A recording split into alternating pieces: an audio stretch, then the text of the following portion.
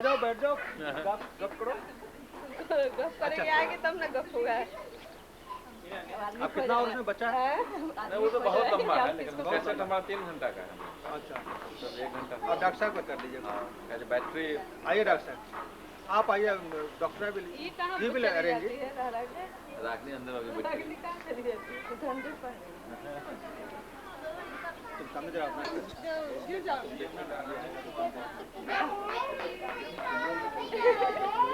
ये इतना धीरे धीरे बोल रहे जोर से बोलेंगे तो सुनने लोग तो क्या है इधर भी लिख के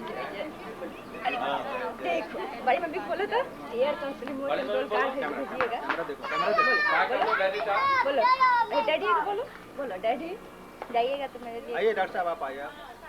आपका होना चाहिए। हम तो सबसे ज्यादा हम ही हैं, तो हमारा कितना हम तो है ही हैं वहाँ। बेटा मम्मी बोलो पिक्की दीदी क्या दीदी आपको और कुछ बोलना है? बोलो हैं? बोल दीजिए। हम लोग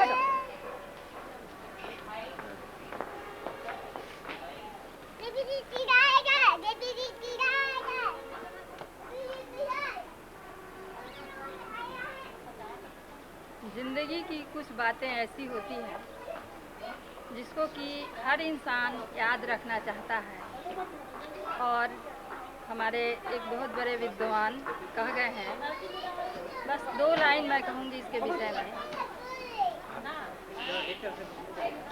उजालों याद रहने दो, उजालों याद रहने दो, तुम अपनी यादों को, न जाने किस गली में जिंदगी की शाम हो जाए। यहाँ पर उजालों का अर्थ है मधुर स्मृति से। क्या होगा? चलो बाजी यू आर ए पोएट। बेटा पिंकू, तुमसे मेरा एक संदेश है। बड़ी बुआ के नाते तुम ये श्रीवास्तव परिवार के तीसरे जनरेशन के कुल दीपक हो, इसलिए अपने बाबा, अपने डैडी, सबों की इच्छा को आगे बढ़ाए रखना। इन लोगों का क्या मनोभावना है, तुम अपने जीवन के लक्ष्य में उच्च से उच्च स्थल को प्राप्त करो, यह हमारी हार्दिक शुभकामनाएं। बेटी पिंकी, तुम्हारे लिए भी तुम्हारी बड़ी बुआ की ओर से हार्दिक स्वागत है कि तुम जल्द आओ यहाँ। तुम्हें देखने के लिए, तुम्हारी इच्छाएं जानने के लिए मेरी अंतरात्मा अंदर से अक्सर कचोटती रहती है।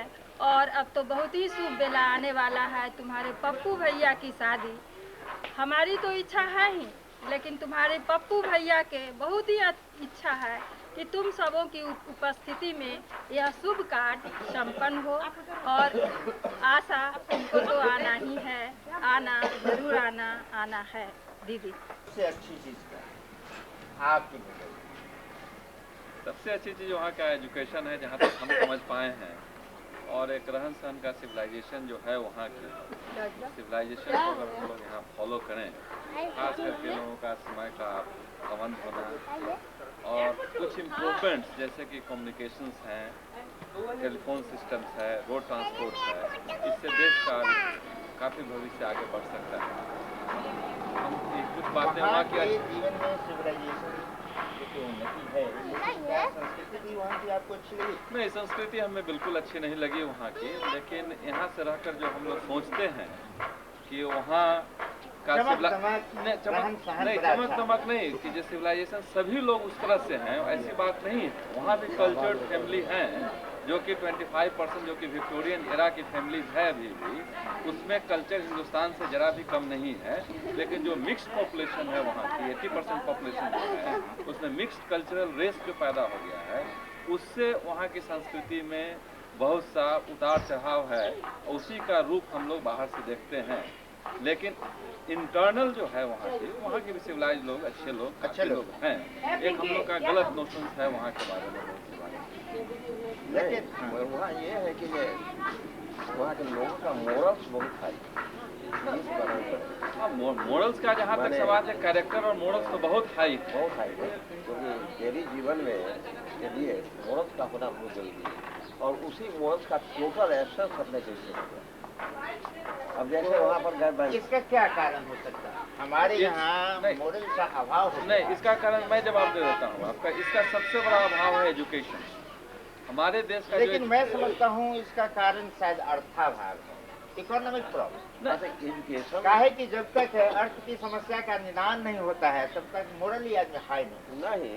उसकी भी एक लिमिटेशन है कि कहाँ तक धन रहना चाहिए या कैसी बात करनी चाहिए। मेरे यहाँ अच्छे लोग विद्वान पढ़े हुए हैं, लेकिन फिर भी अर्थाभाव के कारण हुए। नहीं, अर्थाभाव का जहाँ तक है, इंग्लैंड में भी लोग बिलो पॉवर्टी लाइन है, लेकिन वहाँ की गरीबी मकान के अंदर है, यहाँ की गरीबी मकान के बाहर सड़कों पर। वहाँ भी लोग हैं जो कि एक स्लाइस खा करके एक समय जीवित रहते हैं, और दो स्लाइस चोरी डकैती नहीं करते हैं, क्योंकि उनका पे जितना है उसी में उन्होंने जीने का तरीका सीख लिया। लेकिन हमारे देश में हमने अपने जीने का तरीका, जो हमारा अर्न मनी है, उसमें मैंने नहीं सीखा है। इसलिए मैं फिर कहूँगा कि एजुकेशन ही मेन आधार है, इसका आर्थिक से कोई इसका रिलेशन नहीं लगता है। लेकिन हमारे यहाँ ऐसा देखने में आया कि अच्छे लोग विद्वान हैं, फिर भी जो हाई रैंक में भी है ये भी मोरली थोड़ा डिग्रेडेड हो। तो डिग्रेडेशन का कारण है कि क्योंकि मेजोरिटी डिग्रेडेड पीपल के बीच रहते हैं और कुछ नहीं, और अपने विद्या का वो दुरुपयोग करते हैं, दूसरों का शोषण करने के। और हमें आइए आप भी आइए, ग्रुप डिस्कशन हो गया। शोषण की प्रवृत्ति उनमें बहुत जबरदस्त होती है, और यही कारण है कि यहाँ के जो हाई अप्स हैं उनका। मैंने इसकी चर्चा इसलिए की कि हमारे यहाँ एजुकेशन विभाग के सदस्य हैं, बहुत बड़े अफसर हैं, और इसलिए मैंने कहा कि जो भाई क्या कारण ना कारण तो ठीक है, अफसर होना कोई दूसरी बात है, मगर सब कोई कारण बता दे उसका नहीं दूसरी बात। आप भी बड़े विद्वान हैं, इसमें क्या है, कोई कमी है आपके विद्वता में? और फिर आप लोगों का विचार इतना परिपक्व है, इतने दिनों का अनुभव है आपके साथ, फिर उसका तो महत्व होता ही। मगर हमारे देश में जो है तो ट्रस्ट नाम की चीज जो है वो खत्म हो गई है, और हम उसके लिए प्रयास नहीं करते।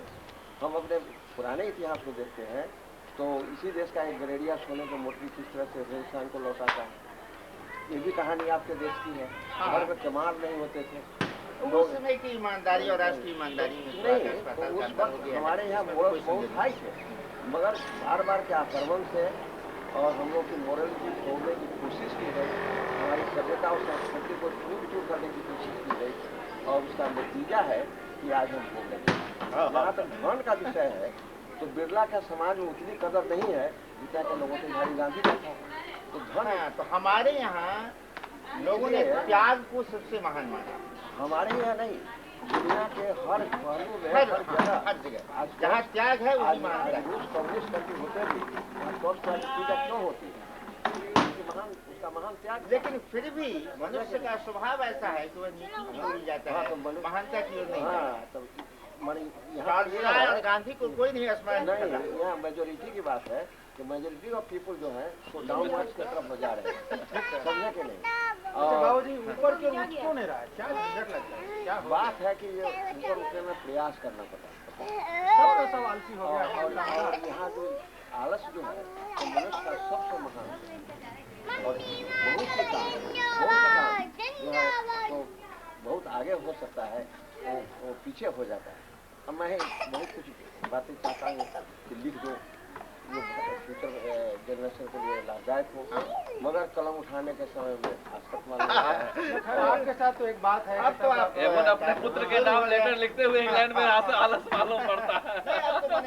अवस्था के बाद इंग्लैंड लेटर तो आप पूरा लिख लेते हैं, ऐसा नहीं है कि इनका ये कहना ठीक नहीं है, थोड़ा सा समय लग जाता है। और नंदा जी की तरह 6 पेज तो आप लिख सकने में समर्थ है नहीं चिट्ठी तो लिखता हूँ, बट ये है कि जो उसे समय हमको खास लेना पड़ता है, चुराना पड़ता है समय, और इसलिए चिट्ठी ढूंढने में जो देरी हो जाती है, और वही आज का तो रोज समय की कमी।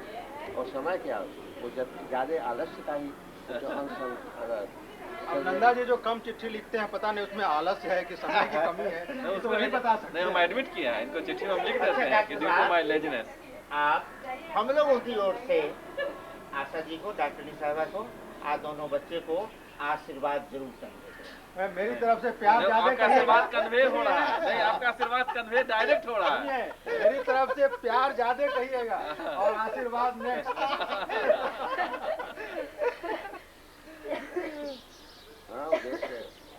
हाँ, देश के होनहार बच्चे हैं और सब कोई उनसे आशा रखता है जहाँ तक उनका पहुँचा और जिससे देश का ही क्या मानवता का कल्याण हो ऐसा काम करें। ठीक, आइए बब्बू आप बोल दीजिए, आपका नहीं हुआ है, अब हम लोग आप भी आइए, आप दोनों आदमी बोलिए कुछ ऐसे ही जैसे हम लोग अपने बोल रहे हैं। नहीं ना तुम बोल दो खाली, तुम भी तो बोलना है, समाज देना है, पिंकी को समाज देना है, दीजिए। क्या बोला जाए, दीजिए आप बता सब लोग को टाइम दे बात दो ना। बस अकेले मन नहीं लग रहा है, तुम लोग आ जाओ। पिछले दिनों को हम लोग फिर से याद करके ताजा कर ले। और फिर तो यहाँ एग्जाम के बाद आना ही आना है तुम लोगों को, और क्या। आपको छोड़ दीजिए, आइए आइए। अरे कहिए था कि मैं अब फर्स्ट ईयर में आ गया हूँ, जल्दी जल्दी आओ तुम लोग। ठीक, हाँ अभी कुछ कर रहा है। चलिए ऑफ कर दीजिए। हो गया, आइए। भाई साहब तो पूछिए तब बोलेंगे। पूछ दें 4:30 हो भी रहा है, किससे? हाँ बब्बू का इंटरव्यू हो जाएगा। क्या बेटे हमको देख के तुम शर्माते क्यों? ऐसी कोई बात नहीं है, ऐसा लग रहा है तुम शर्मा रहे हो।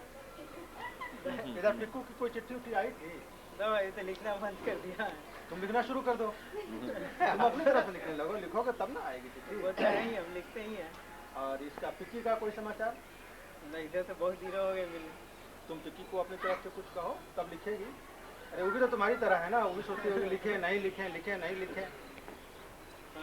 मिलन वियोग सदा के साथी है सयार परिताप, एक मधुर वरदान और है एक कठिन अभिशाप।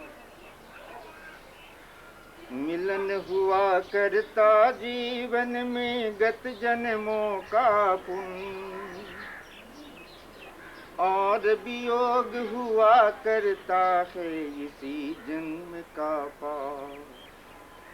सह लेंगे हम पीर मिलन की, जुग जुग याद किए जाओ।